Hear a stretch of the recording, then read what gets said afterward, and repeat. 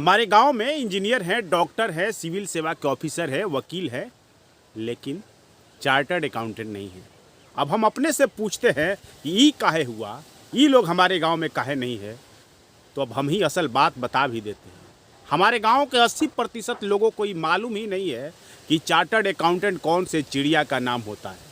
इसलिए उन्हें बता दूं कि चार्टर्ड अकाउंटेंट फाइनेंशियल अकाउंटिंग और टैक्स मैनेजमेंट का काम करने वाले एक्सपर्ट का नाम होता है, जो institute of chartered accountant of India से कोर्स करने के बाद में बनते हैं।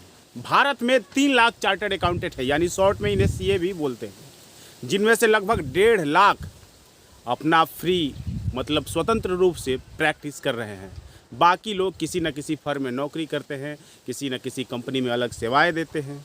तो मानकर चलिए कि यदि ये लगभग 3.5 लाख हैं, तो इनके 5 लाख सहयोगी भी और इनके चेले चपाटी भी इनसे काम काज चलाते हैं, यानी इनके स्टाफ के रूप में। और बहुत सारे लोग तो किसी चार्टर्ड अकाउंटेंट को पकड़ लेते हैं और ऑडिट कराने वाला काम गांव-गांव करते चलते हैं।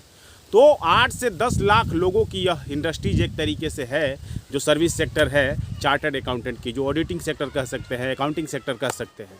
तो आपको जानना चाहिए कि कई बड़े चार्टर्ड अकाउंटेंट वैसे भी हैं जिनकी कमाई कपिल सिब्बल जैसे बड़े वकीलों की तरह है। एक जो सामान्य जो सीए होता है, उसका एवरेज सैलरी भारत में 8 से 10 लाख रुपए सालाना माना जाता है, किंतु जो अनुभवी होता है उसकी कमाई सालाना 20 लाख से 30 लाख रुपए तक है। और जो इस फील्ड का घाघ है उसकी तो पूछिए मत, उसकी तो बल्ले बल्ले है।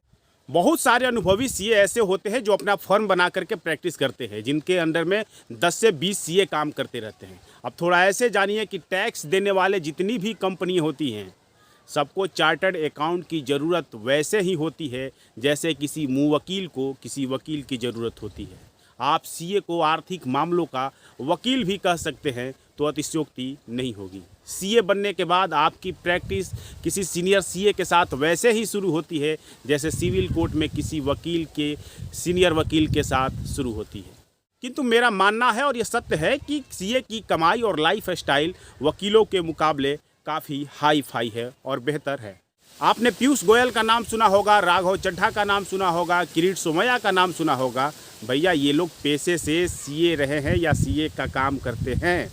सीए का काम बेहद पढ़ने लिखने वाला होता है, किंतु ऐसे समझिए कि टैक्स को लेकर ट्रिब्यूनल बेंच में जितने भी केसेज आते रहते हैं, उन सब पर, उनकी सबकी सुनवाई पर, उनके निर्णय पर चार्टर्ड अकाउंटेंट की नज़र होती है। उन्हीं सारे केस लॉज की स्टडी करने के बाद ये अपने क्लाइंट के लिए केस फाइल करते हैं, उन्हें सलाह देते हैं, और बेसिक जानकारी तो एक सीए को होती ही है। उम्मीद है कि अब आप सीए का महत्व जान गए होंगे। तो अब यह जानिए कि सीए बनने के लिए क्या करना होता है। आप 12वीं यानी इंटर की परीक्षा जैसे ही पास कर रहे हैं या अपीयर होने वाले हैं, वैसे ही आपके कान खड़े हो जाने चाहिए, क्योंकि तभी ICAI यानी institute of chartered accountant of India CA की परीक्षा में बैठने के लिए आवेदन आमंत्रित करती है। इसके बाद आपको उसके वेबसाइट पर जा करके अपना निबंधन कराना होता है। योग्यता यह है कि आप इंटर पास किए हों और 50% अंक आपको प्राप्त हुए हैं। हालांकि 12वीं में यदि कॉमर्स हो तो यह बेहद आसान रहता है। रजिस्ट्रेशन के बाद आपको 4 महीने का सीए फाउंडेशन कोर्स परीक्षा पास करना होता है।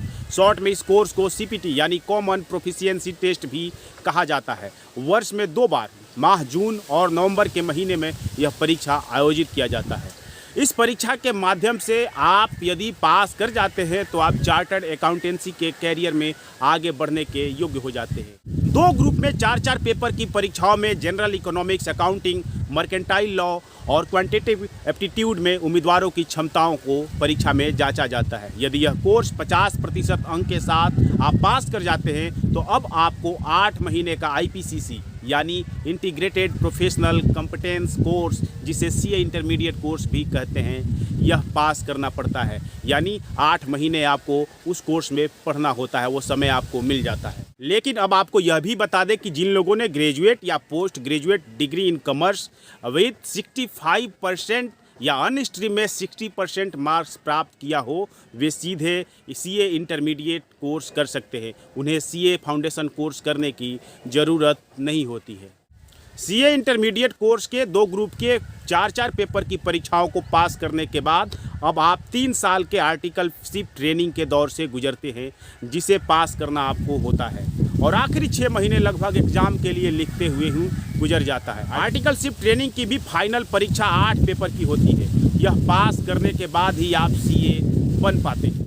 इस तरह से कहे तो सीए का जो कोर्स होता है वो 5 साल का होता है। इस दौरान आपको corporate law, company law, cost and management accounting, business economics, statistics, business mathematics, direct tax law, financial reporting जैसे विषय पढ़ने होते हैं। यदि आपकी रुचि account, auditing, corporate finance, taxation या फाइनेंशियल एनालिसिस में हो तो सीए बनने के दरवाजे आपके लिए खुले हुए हैं। यह क्षेत्र आपके लिए है। इस क्षेत्र में नौकरियों की कमी नहीं। लेकिन एक बात अपने दिमाग में बैठा लीजिए कि इस कोर्स को करने के लिए 6-7 साल मानकर आपको चलना होगा कि 6-7 साल आपको लग ही जाते हैं।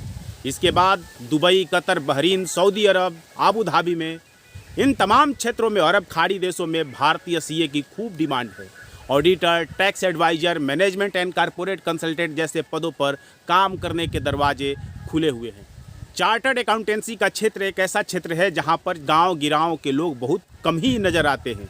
इसलिए इसके बारे में जानिए, अभी से अपने घरों में चर्चा कीजिए, इसमें क्या कैरियर है, इसके बारे में सोचिए, अपने बच्चों को मोटिवेट कीजिए।